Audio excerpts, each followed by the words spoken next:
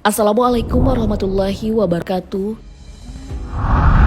Sahabat beriman, meresahkan. Begitulah tanggapan masyarakat tentang kaum pelangi yang semakin hari semakin gencar memperjuangkan kelompoknya.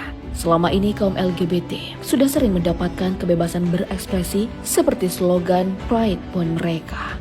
Namun di Indonesia, ruang mereka masih sangat terbatas. Habib Umar, seorang tokoh muslim Indonesia pun pernah ditanya oleh ketua LGBT tentang status hukum yang mengenai mereka, juga tentang nasib mereka di akhirat kelak. Akankah mereka masuk neraka? Tonton video ini hingga akhir agar tidak sesat. Istilah LGBTQ atau lesbian, gay, biseksual, transgender, dan queer mulai digunakan sejak 1990-an. Sudah lebih dari satu dekade lamanya, kelompok ini menjadi kelompok yang paling membuat parno beberapa golongan lainnya, termasuk masyarakat Indonesia. LGBTQ diperuntukkan bagi seseorang atau kelompok dengan orientasi seksual non-heteroseksual.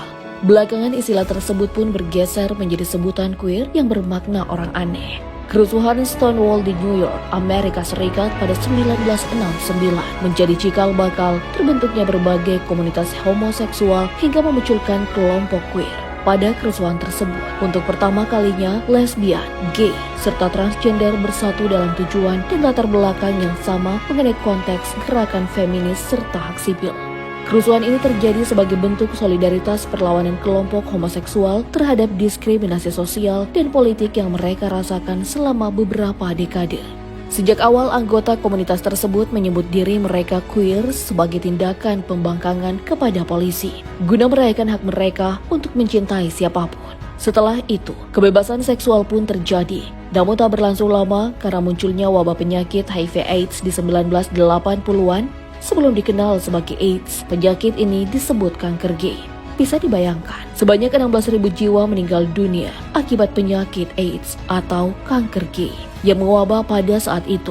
Sehingga hal ini menimbulkan homofobia atau ketakutan masyarakat kepada kelompok homoseksual. Sementara itu di Indonesia, kaum LGBT dianggap sebagai sebuah ancaman. Kelompok lesbian, gay, biseksual, atau transgender dianggap telah mencoreng identitas masyarakat dan memperburuk keadaan bangsa. Misalnya saja pada 6 Juni 2022 lalu, seorang pria yang berprofesi sebagai prajurit TNI yang diduga merupakan kelompok LGBT dan melakukan tindakan tersebut. Kasus ini pernah terjadi di Jakarta dan Aceh. Menurut majelis hakim, perbuatan prajurit tersebut sudah melanggar norma-norma agama dan kepatuhan di masyarakat, dan juga telah melanggar hukum karena berani melakukan hubungan sesama jenis. Namun pemecatan tersebut rupanya menimbulkan perdebatan. Misalnya saja menurut Anissa Yuda, peneliti imparsial, sebuah lembaga yang fokus pada isu-isu pelanggaran HAM, menilai pemecatan dan pengadilan militer adalah sebuah hal yang diskriminatif terhadap orientasi seksual seseorang. Tapi di sisi lain, ada juga yang sepakat dengan keputusan ini karena tak seharusnya seorang prajurit melakukan tindakan tersebut. Apalagi sampai saat ini Indonesia belum melegalkan LGBT. Memangnya seperti apa perlindungan negara terhadap kelompok ini bagi sebagai kaum LGBT? Misalnya saja Ragil Mahardika yang menganggap jika Indonesia belum menjadi tempat yang ramah untuk kaum LGBT. Alhasil, ia pun berencana untuk tetap berkarir di Eropa saja. Sebelumnya pada 2018, lembaga Saiful Mulan Research and Consulting merilis hasil survei terkait penerimaan masyarakat Indonesia pada LGBT. Hasilnya lebih dari 40% responden menilai LGBT sangat mengancam. Sementara hanya 9,4% responden yang menyebut LGBT tidak mengancam. Bukan tanpa alasan, beberapa golongan masyarakat menilai kehadiran mereka sebagai sebuah ancaman. Sudah banyak sekali beberapa korban yang merasa hanya dimanfaatkan oleh kaum ini. Misalnya saja, sederet selebgram yang dinikahi lalu ditinggalkan dan diselingkuhi dengan pasangan gay lainnya. Beberapa waktu lalu misalnya ada seorang selebgram yang sudah menikah, namun baru mengetahui jika sang suami ternyata memiliki hubungan khusus dengan pria lain. Bahkan pria tersebut merupakan saksi pernikahannya sendiri. Nauzubillah.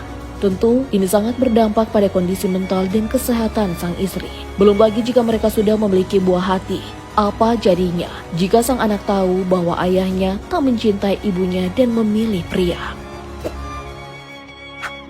LGBT merupakan salah satu kasus yang sangat pelik dan kompleks. Apalagi banyak faktor yang melatar belakangi kecenderungan seseorang dalam bertindak. Misalnya saja pergaulan, lingkungan sosial, atau bahkan faktor genetik yang sudah ada sejak mereka lahir.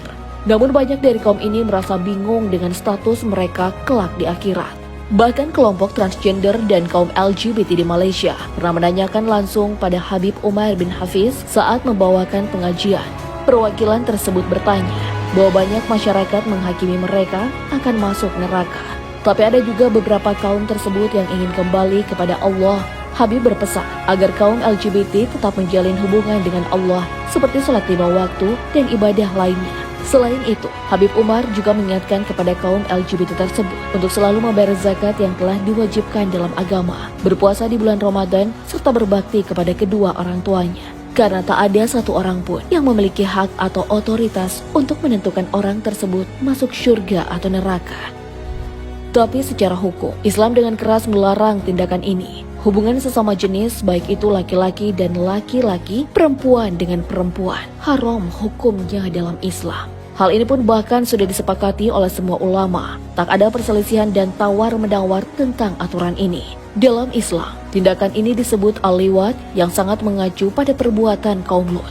Jika kita mengkaji Al-Quran lebih dalam, maka Allah akan menemukan beberapa larangan tegas, seperti yang tercantum dalam surah Al-A'raf ayat 80.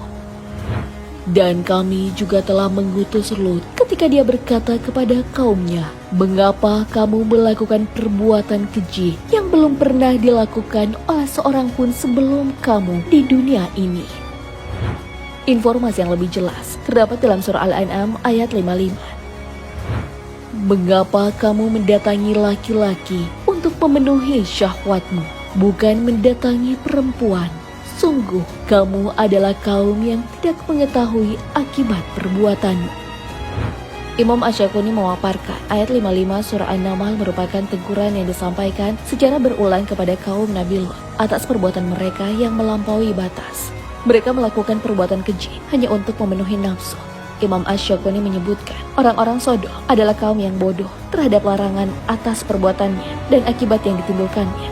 Lalu apakah ganjaran yang bisa saja mereka rasakan kelak? Perbuatan menyimpang ini tentunya hadir dengan konsekuensi. Apalagi saat ini perbuatan Sodom dilakukan dengan terang-terangan karena keangkuhan kaum Nabi Lut. Islam sejak dulu telah berusaha menjaga pemeluknya dengan menetapkan aturan yang bisa menyelamatkan manusia. Namun manusia sendirilah yang menyesatkan dirinya sendiri ke dalam lubang kemaksiatan. LGBT telah menyimpang dari fitnah yang ditetapkan Allah Subhanahu wa Ta'ala, dan kelainan orientasi seksual ini sangat berakibat buruk di masa yang akan datang. Apalagi menurut beberapa berita yang beredar, penularan HIV/AIDS saat ini pun sudah semakin melonjak.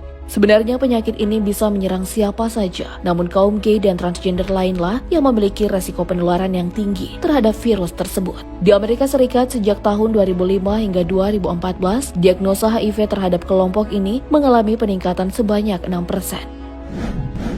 Populasi gay, biseksual, dan transgender di Amerika Serikat diperkirakan sekitar 2% dari populasi. Namun 55% dari penderita HIV/AIDS di Amerika berasal dari kaum gay. Apabila terus meningkat, diperkirakan 1 dari 6 gay dan laki-laki biseksual di Amerika Serikat nantinya dapat terdiagnosa dengan HIV.